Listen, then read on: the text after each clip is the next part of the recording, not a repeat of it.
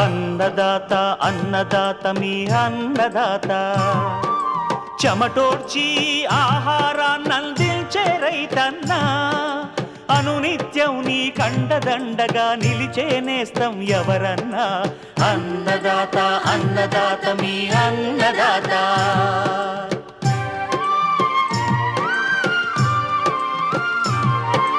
నూతన రీతుల సాగుబడికి నూరింతలు పెరిగే దిగుబడికి సూచనలిచ్చే సస్య రక్షణకు పశు పోషణకి శాస్త్ర విజ్ఞానం అందించి ముందుకు నడిపే తెలుగు రైతు భారతదేశానికి మకుటం అయ్యేలా తీర్చిదిద్దే ఆశయంతో మిమ్ము మేలు కొలిపేది అన్నదాత అన్నదాత అన్నదాత మీ అన్నదాత అన్నదాత అన్నదాత మీ అన్నదాత.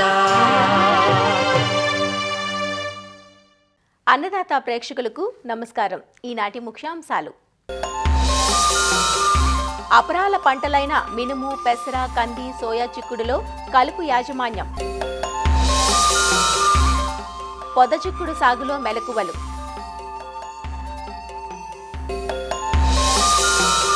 కొబ్బరి తోటల్లో ఉధృతమవుతున్న సర్పిలాకార తెల్లదోమ, కనీస దిగుబడులు రాక నష్టపోతున్నామంటున్న నెల్లూరు జిల్లా రైతులు.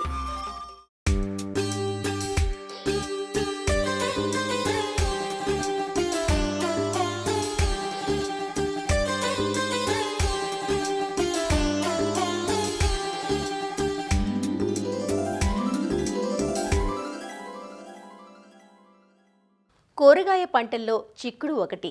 ఒకప్పుడు చిక్కుడును పందిళ్ళకే సాగు చేసేవారు. అయితే ఈ మధ్యకాలంలో పొద రకాలు వచ్చాక చిక్కుడును 3 కాలాల్లోనూ సులువుగా సాగు చేస్తున్నారు. వానాకాలం పంటగా సాగు చేసుకోవడానికి జూన్, జూలై మాసాలు అనువైన సమయం. 80 నుంచి 90 రోజుల పంటకాలంలోనే పొద చిక్కుడు రైతుకు మేలైన దిగుబడిని అందిస్తుంది. పందిరి సాగుతో పోల్చితే పంటకాలం తక్కువగా ఉండటం మంచి దిగుబడినివ్వడంతో పాటు సంవత్సరం పొడవునా సాగు చేసుకునే అవకాశం ఉంటుంది. వానాకాలం పంటకు కొంతవరకు తుప్పు తెగులు, కాయతొలుచు పురుగుల వల్ల నష్టం ఉంటుంది. అయితే మేలైన రకాలను ఎంచుకొని సాగులో జాగ్రత్తలు పాటిస్తే ఎకరాకు 8 నుంచి 10 టన్నుల దిగుబడులు పొందే అవకాశం ఉంది. పొద చిక్కుడు సాగు వివరాలు తెలియజేస్తున్నారు ప్రొఫెసర్ జయశంకర్, తెలంగాణ రాష్ట్ర వ్యవసాయ విశ్వవిద్యాలయం, నాగర్ కర్నూలు జిల్లా పాలెం కృషి విజ్ఞాన కేంద్రం శాస్త్రవేత్త డాక్టర్ ఏ శంకర్. చిక్కుడుని మనం వానాకాలంలో సర్వసాధారణంగా సాగు చేస్తాము. అది తీగ చిక్కుడు అనేది ఎక్కువ రోజుల పంటకాలం ఉంటుంది. వానాకాలం నాటుకున్నట్లయితే మనకు సెప్టెంబర్, అక్టోబర్ నుంచి కాతకు వస్తుంది. సో ఈ పొద చిక్కుడులో మనకు రకాలను చూసుకున్నట్లయితే అర్కా, అమోగ్, కొంకన్ భూషణ్, ఇంకా డాలికాస్ 27 అనే రకాలు రైతులు సాగుకు ఎంచుకోవచ్చును. ఒక ఎకరానికి దాదాపుగా 13 కిలోల విత్తనం అవసరం అవుతుంది. ఈ విత్తనాన్ని విత్తే ముందు విత్తన శుద్ధి చేసుకోవాలి. దీనికి 1 కేజీ విత్తనానికి ఇమిడాక్లోరోపిడ్ మరియు 3 గ్రాముల థైరమ్ మందులతోని విత్తన శుద్ధి చేసుకోవాలి. లేదన్నట్లయితే ట్రైకోడర్మా విరిడి 1 కేజీ విత్తనానికి 20 గ్రాముల చొప్పున కలిపి విత్తన శుద్ధి చేసుకోవాలి. విత్తనం విత్తే ముందు 3 నుంచి 4 సార్లు మెత్తని దుక్కి చేసుకోవాలి. ఆఖరి దుక్కిలో మనకు 4 నుంచి 5 టన్నుల పశువుల ఎరువు, అలాగే 150 కిలోల సింగిల్ సూపర్ ఫాస్ఫేట్, అలాగే 20 కిలోల మ్యూరేట్ ఆఫ్ పొటాష్, 33 కిలోల యూరియా వేసుకోవాలి. మనము బోదల సార్లు పద్ధతిలో చిక్కుడును నాటుకున్నట్లయితే ఎక్కువ వర్షాలు పడినప్పుడు ముంపుకు గురి కాకుండా, అలాగే వేరుకుళ్ళు సోకకుండా మనం రక్షించవచ్చును. సో దీంట్లో మనకు డ్రిప్ సిస్టమ్ ద్వారా ఎత్తుబెడ్లు చేసి నాటుకోవచ్చును. సాధారణంగా విత్తుకోవడానికి దూరం వచ్చేసి వరుసకు మధ్యలో 60 సెంటీమీటర్లు, వరుసల మొక్కల మధ్యలో 15 సెంటీమీటర్లు ఉండే విధంగా ఎత్తుకుంటాము. డ్రిప్ సిస్టంలో రైజ్డ్ బెడ్ మెథడ్లో చేసినట్లయితే 2 లాటరల్స్ మధ్యలో 4 ఫీట్ల దూరంతో లాటరల్స్ ఏర్పరచుకొని ఒక 80 సెంటీమీటర్ల వెడల్పుతో ఎత్తు బెడ్లను చేసుకోవాలి. ఈ బెడ్కి 2 సార్లు విత్తనాలను నాటుకోవాలి. కలుపు నివారణ కోసం అయితే విత్తిన వెంటనే మనం 48 గంటల లోపల పెండిమిథిలిన్ అనే మందు అయితే 1.25 లీటర్లు 200 లీటర్ల నీళ్ళల్లో కలిపేసి పదును భూమి పైన బాగా పిచికారీ చేసినట్లయితే మనకు తొలి దశలో వచ్చే కలుపుని సమర్థవంతంగా నివారించుకోవచ్చును. ఆ తర్వాత వచ్చే కలుపుని మనం గుంటగా అంతర్కృషి చేసి కానీ లేదా మాన్యువల్గా కానీ చేసి మనం నివారించుకోవచ్చును. తర్వాత ఈ 30 రోజుల దశలో పైపాటు ఎరువుని యూరియా రూపంలో 25 కిలోల నుంచి 33 కిలోల వరకు కూడా యూరియాని మనం పైపాటుగా ఇచ్చి నీళ్లు పారించుకున్నట్లయితే పంట వేపుగా పెరుగుతుంది. మనకి దీంట్లో పురుగులు తెగుళ్ళ సమస్యను చూసుకున్నట్లయితే విత్తిన మొదటి నెల రోజుల లోపల లేత ఆకులపైన పెంకు పురుగు వచ్చే అవకాశం ఉంటుంది. సో దీన్ని మనం నివారించుకోవడానికి ఎస్పేట్ అనే మందు అయితే 1.5 గ్రాములు లీటర్ నీటికి కలిపి పిచికారీ చేసుకోవచ్చును. తర్వాత రసం పీల్చే పురుగులు ఎటువంటిది పేనుబంక, అలాగే తామర పురుగులు ఈ ఆకుల మీద లేత భాగాల మీద రసం పీల్చడం వల్ల ఆకులు ముదురుకుపోయినట్లు వంకర్లు తిరుగుతాయి. సో పూత దశలో కనుక మనం ఎక్కువగా త్రిప్స్ డ్యామేజ్ ఉన్నట్లయితే ఈ పూత అనేది కాయలాగా సెట్ కాకుండా రాలిపోవడం జరుగుతూ ఉంటుంది. సో దీన్ని మనము నివారించుకోవడానికి ఇమిడాక్లోరోపిడ్ అయితే 0.3 ml లేదా ఎస్టామిప్రిడ్ అయితే 0.3 గ్రాములు, థయామిథాగ్జామ్ అయితే 0.3 గ్రాములు లీటర్ నీటికి ఏదో ఒక మందుని 1 లేదా 2 సార్లు పిచికారీ చేసి నివారించుకోవచ్చును. ఇక తర్వాత ప్రధానమైనది ఈ కాయ పుచ్చు లేదా కాయ తొలచు పురుగు పూత మరియు కాత దశలో ఆశించి ఎక్కువ నష్టాన్ని చేకూరుస్తుంది. దీన్ని మనం సమర్థవంతంగా నివారించడానికి పూత దశలో అంటే పిందె ఏర్పడక ముందే ప్రొఫెనోఫాజ్ లీటర్కి 2 ml, అలాగే వేప నూనె 1500 ppm గాఢత గలది 5 ml లీటర్ నీటికి చొప్పున 2 కలిపి ఒకసారి పిచికారీ చేసుకోవాలి. తర్వాత లింగాకర్షక బుట్టలు ఏర్పాటు చేసుకోవడము, 1 లేదా 2 సార్లు బీటీ ఫార్ములేషన్ లీటర్కి 5 గ్రాముల చొప్పున కలిపి పిచికారీ చేసుకొని మనం ఈ కాయపుచ్చుని సమర్థవంతంగా నివారించుకోవచ్చును. ఇంకా కూడా మనకు ఈ పురుగు ఉధృతిని బాగా గమనించినట్లయితే కొరాజిన్ అన్నది అయితే 0.3 ml లేదా స్పైనోసైడ్ అయితే 0.3 ml లేదా ఇమామెక్టిక్ బెంజోయేట్ అయితే 0.3 గ్రాములు లీటర్ నీటికి కలిపి ఏదైనా ఒక మందుని 10 రోజుల వ్యవధిలో 1 లేదా 2 సార్లు పిచికారీ చేసి మనం సమర్థవంతంగా నివారించుకోవచ్చును. తెగుల విషయానికి వచ్చినట్లయితే తుప్పు తెగులు మరియు అంతర్గ్రస్ మచ్చ తెగులు అనేది ఎక్కువ నష్టాన్ని చేకూరుస్తుంది. ఈ తొలి దశలో గమనించిన వెంటనే మ్యాంకోజెబ్ అనే మందు లీటర్కి 2.5 గ్రాములు కలిపి పిచికారీ చేసుకోవాలి. ఒకవేళ తెగులు ఉధృతి ఎక్కువగా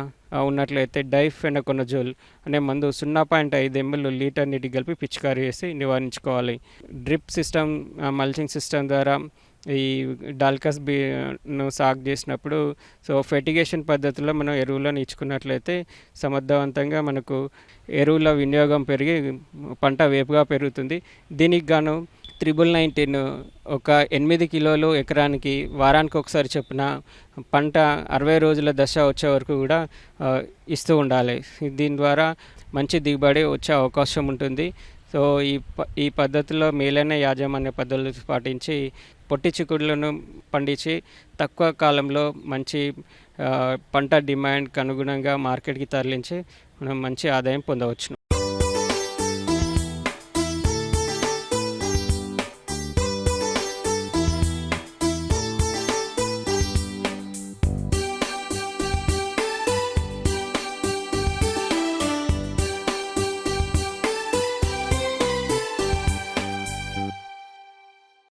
అపరాల పంటలైన మినుము, పెసర, కంది, సోయా చిక్కుడు పంటలకు ఈ ఖరీఫ్ కాలంలో కలుపు సమస్యగా ఉంటుంది.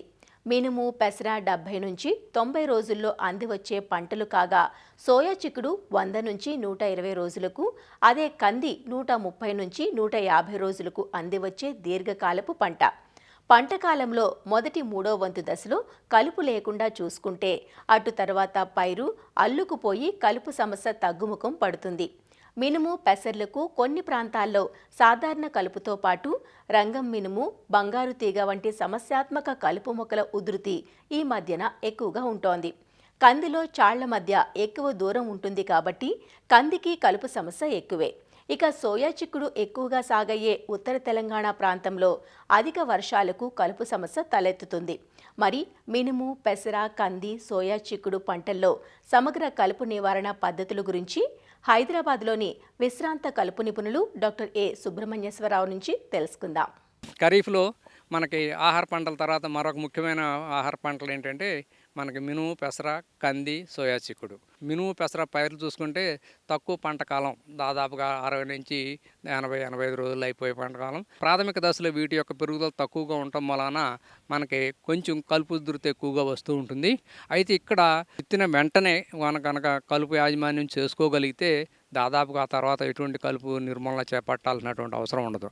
ఒకటేంటంటే మినుము, పెసర, కంది, సోయా చిక్కుడు ఈ పైర్లన్నీ విత్తిన వెంటనే ఎకరానికి 1.2 లీటర్ల పెండిమిథలిన్ అనే మందు లేదా పెండిమిథలిన్ 38.7% అనేది స్టాంప్ ఎక్స్ట్రా అనే పేరుతో రకరకాల పెరుగుతుంది. అదైతే 700 ml కనుక ఈ అపరాల పంటల అన్నిటిలోనూ కనుక మనం పిచికారీ చేసుకోగలిగితే మనకి ఈ అపరాలకు ఎటువంటి ఇబ్బంది లేకుండా అపరాల్లో వచ్చేటువంటి దాదాపు అన్ని రకాల కలుపు మొక్కల్ని రానివ్వకుండా 20 రోజుల వరకు కూడా ఆపుతుంది.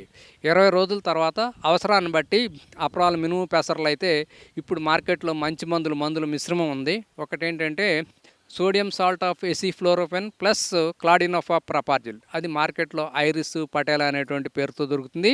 ఇది గడ్డి జాతి మొక్కల్ని, వెడల్పాటు ఆకు మొక్కల్ని, కొన్ని రకాలైనటువంటి సమస్యాత్మకమైన రంగమినుము లాంటి కలుపు మొక్కలను కూడా సమర్థవంతంగా నిర్మూలిస్తుంది.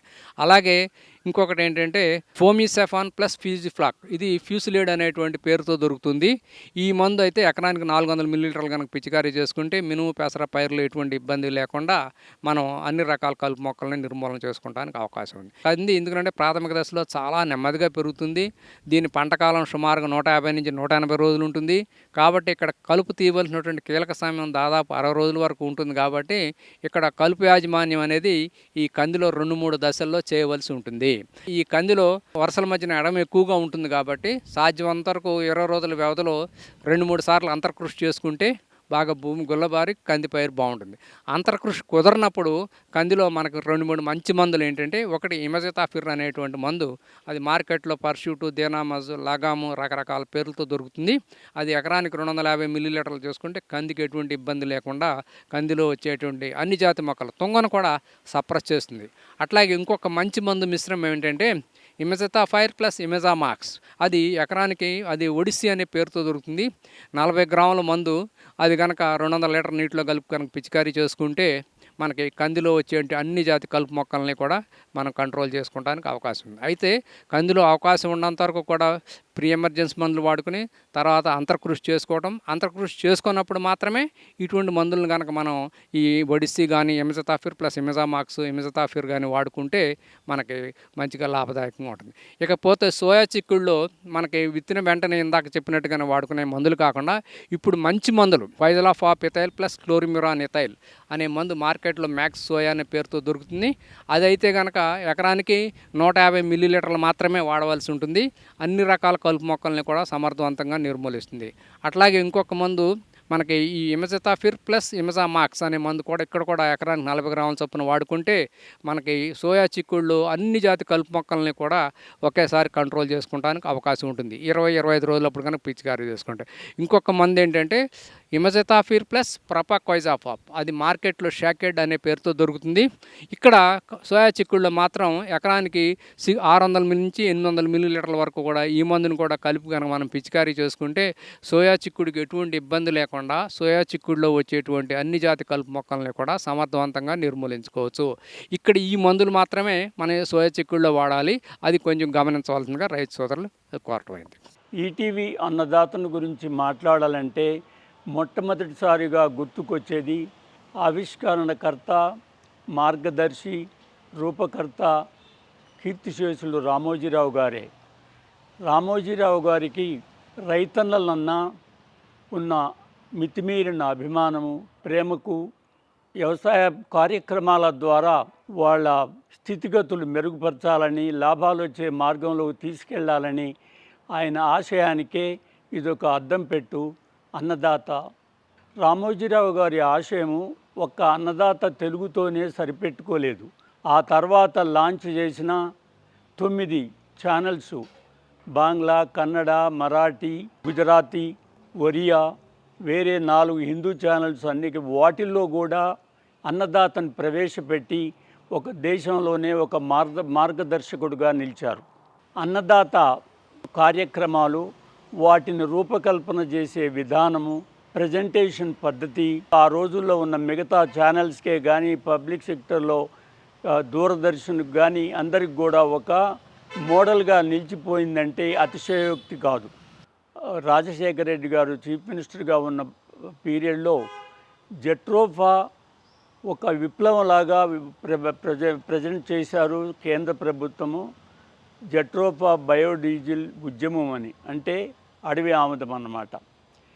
దాన్ని పెట్టిన వెంటనే రాత్రికి రాత్రే పుట్టగొడుగులాగా పుట్టుకొచ్చిన కంపెనీలు వారి బూటక ప్రచారాలు, లక్షల్లో ఆధారం వస్తుందని రైతుల్ని మోసపుచ్చటం, రైతన్నలో ప్రోగ్రాంలు విని వారికి ఉన్న అత్యుత్సాహము అవన్నీ చూసిన తర్వాత అన్నదాత ఒక విస్తృతమైన ప్రోగ్రాం తయారు చేసి డివిడి రూపంలో, సిడి రూపంలో మరియు కార్యక్రమాల రూపంలో అన్నదాతల్ని మేలుకొలిపి దీని నుంచి రక్షించింది. అది కలాం గారు ఒక కాన్ఫరెన్స్లో నేను ప్రజెంట్ చేసిన ఆ వీడియోను చూసి వెంటనే తెలుసుకొని తను అంతకుముందు ఒక మద్దతుదారుగా ఉన్నవాడు విరమించుకోవడం జరిగింది. ఆ తర్వాత జట్రోపా బుట్టదాఖలైపోవటం అన్నదాతకు ఒక మంచి నిదర్శనం. ఈటీవీ అన్నదాత 30వ ఆవిష్కరణోత్సవ దిన సందర్భంగా ఈనాడు గ్రూప్ చైర్మన్ కిరణ్ గారికి, ఈటీవీ డైరెక్టర్ బాపినేడు గారికి మరియు అన్నదాత ప్రొడ్యూసరు వారి టీము ప్రమీల గారికి నా శుభాకాంక్షలు. ఈ సంవత్సరం అన్నదాత కార్యక్రమాన్ని ప్రారంభించి 30 సంవత్సరాలు అవుతున్న సందర్భంలో ఈ యొక్క ఈటీవీ యాజమాన్యానికి ఈ కార్యక్రమాన్ని ప్రారంభించినందుకు, అదేవిధంగా 30 సంవత్సరాల నుంచి విజయవంతంగా నిర్వర్తించినందుకు హృదయపూర్వక శుభాకాంక్షలు తెలియజేస్తున్నాను. మొత్తానికి ఈటీవీ యాజమాన్యం ఈ అన్నదాత కార్యక్రమం ద్వారా, అదేవిధంగా అన్నదాత పత్రిక ద్వారా రాష్ట్ర రైతాంగానికి చాలా చేరువైందనే చెప్పుకోవచ్చు.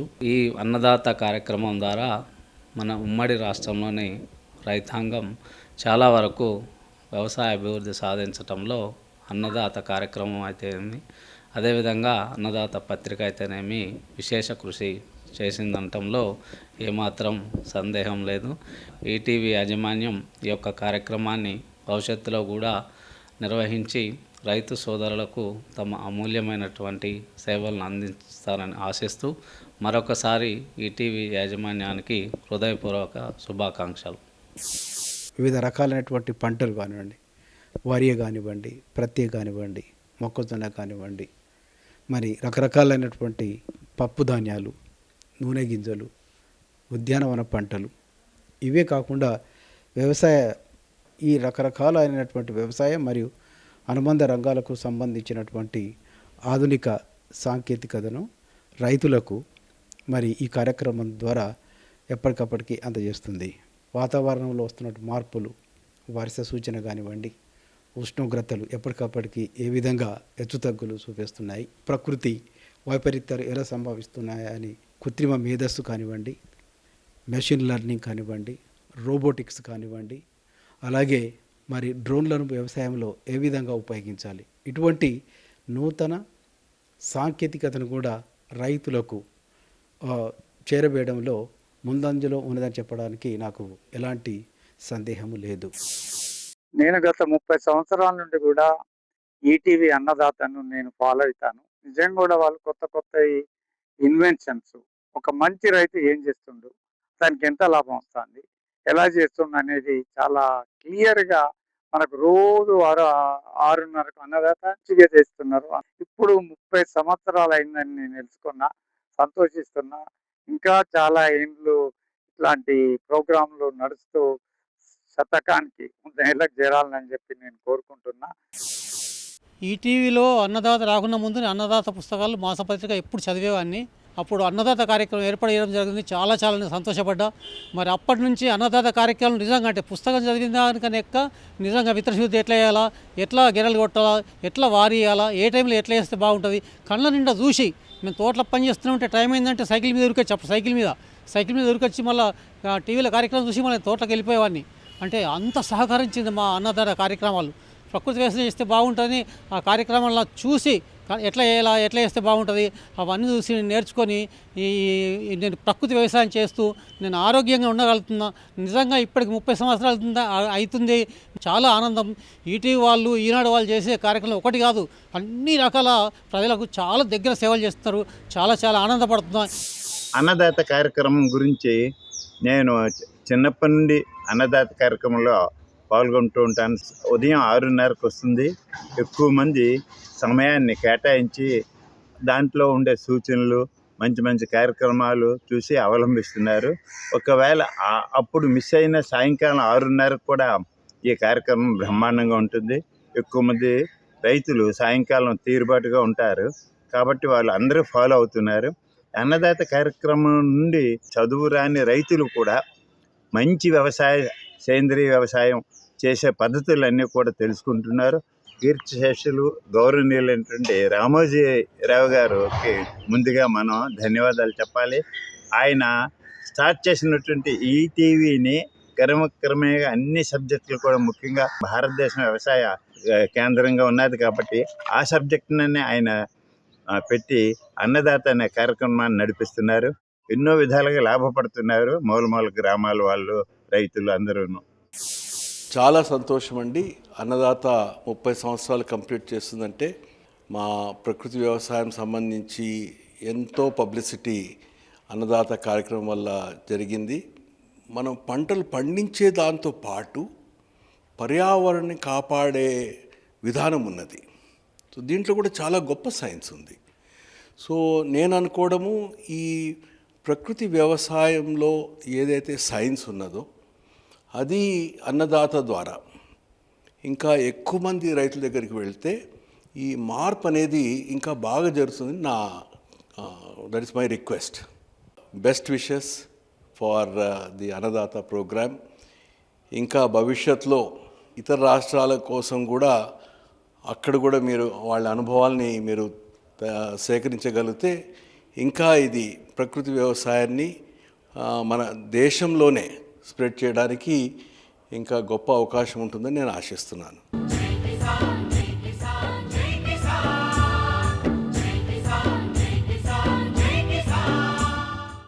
వ్యవసాయ సమాచారం ఇప్పుడు జై కిసాన్లో చూద్దాం. కొబ్బరి తోటల రైతులకు సర్పిలాకార తెల్లదోమ తీరని నష్టాన్ని మిగుల్చుతోంది. గత 4-5 ఏళ్లుగా తోటలను చుట్టుముట్టడంతో కనీస దిగుబడులు కూడా తీసుకునే పరిస్థితి లేదంటూ నెల్లూరు జిల్లా రైతులు తీవ్ర ఆందోళన చెందుతున్నారు. జిల్లాలోని ఇందుకూరుపేట, ముత్తుకూరు, తోటపల్లి, గూడూరు మండలాల్లో విస్తారంగా కొబ్బరి సాగులో ఉంది. అయితే తెల్లదోమ వ్యాప్తితో కనీసం పెట్టిన పెట్టుబడులు కూడా రావడం లేదని రైతులు ఆవేదన వ్యక్తం చేస్తున్నారు. టెంకాయ చెట్లు 4 రూపాయలు మిగిలేదే అయ్యే అనుకుంటే వాటి పరిస్థితి తెల్లదోమ పడిపోయి టెంకాయ కాపే లేకుండా పోయింది. అగ్రికల్చర్ డిపార్ట్మెంట్ వాళ్ళు వచ్చి భీమవరం నుంచి తెల్లదోమకే దానికి ఏదో పురుగు, యాంటీ పురుగు ఉంది, దాన్ని తెప్పిస్తాను తెప్పించింది లేదు, ఏమీ లేదు. టెంకాయల రేట్లు ఏం బాగానే ఉన్నాయి. నీలకాయలు 1000 రూపాయలు కొంటున్నారు ఇక్కడే, కానీ ఆడ కాపు ఉంటాయి కదా. టెంకాయ రైతుల పరిస్థితి వచ్చండి, ఇప్పుడు తెల్లదోమ ఎక్కువైపోయింది, దిగుబడి తగ్గిపోయింది. కొబ్బరి రైతులు బాగా ఇబ్బందుల్లో ఉన్నారు. అంతకుముందు కొబ్బరి చెట్లకి సబ్సిడీలని పిండికట్ల ఇస్తుండేది. ఇప్పుడు హార్టికల్చర్ కూడా ఏం సబ్సిడీ ఇవ్వట్లేదు, ఏం లేదు. మాకు 70-80 వేలు పెట్టుబడి పెట్టినా కూడా ఎకరాకి 30,000-40,000 కూడా రావట్లేదు. టెంకాయ పరిస్థితి మరి దారుణంలో లేదు. టెంకాయ పరిస్థితి తెగులు పడవల వల్ల ఆ పేను తెల్ల పురుగు పడిపోయి కాపే బుత్తిగా లేకుండా పోయింది. ఆ రేటు డౌన్ అయిపోయింది. సొంతానికి వచ్చి ఎకరాకి వచ్చి 70-80 వేలు వచ్చేది. అట్లాంటిది ఇప్పుడు 40 వేలు కూడా రావడాలి. పెట్టుబడులు ఉంటుంది, దాదాపు నీకు 25 వేలు ఉంటుంది ఎకరాకి. ఉద్యాన శాఖ నుంచి సరైన సలహాలు, సూచనలు సకాలంలో అందడం లేదంటూ రైతులు వాపోతున్నారు. దోమ వ్యాప్తితో చెట్లన్నీ కళావిహీనంగా మారిపోయాయని, పిందెలు నిలబడక దిగుబడులు సైతం తగ్గిపోతున్నాయంటూ ఆవేదన చెందుతున్నారు. ఇది డీజే హైబ్రిడ్. ఈ వెరైటీ వేసి 8 సంవత్సరాలు అయింది. 8 సంవత్సరాలు ముందు ఇది బాగా కాస్తుంది, మంచి దిగుబడి వస్తుందని మేము తెలుసుకొని ఇది వేసాము. ఈ వెరైటీ వేసిన కాపుకు వచ్చేటప్పటికి ఈ వైట్ ఫ్లై అనేది అటాక్ అవ్వడం మొదలైంది. ఈ వైట్ ఫ్లై ఎంత దారుణంగా దెబ్బతీసిందంటే గెల తీసినాక ఒక్క పిండి కూడా నిలబడకుండా పోతుంది.